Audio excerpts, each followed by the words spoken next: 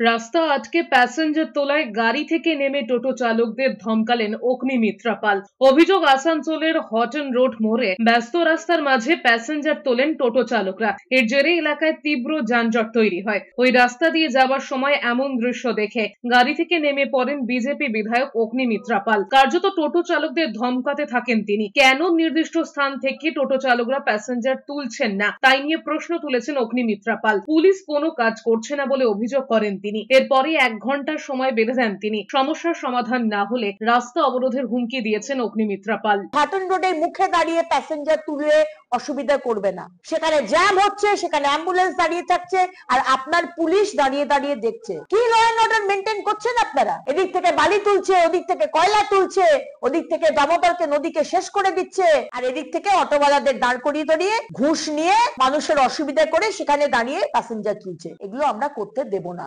1 ঘন্টা সময় দিয়ে এসেছি, আমি আবার ওই রাস্তা দিয়ে যাব। যদি আমি দেখি যে ওইখানে অটোওয়ালাদের দাঁড় করিয়ে আবার প্যাসেঞ্জার তুলছে আর মানুষ টেনে অসুবিধা হচ্ছে, আপনি লিখে রাখুন, আমি কিন্তু রাস্তার অবরোধে নামবো।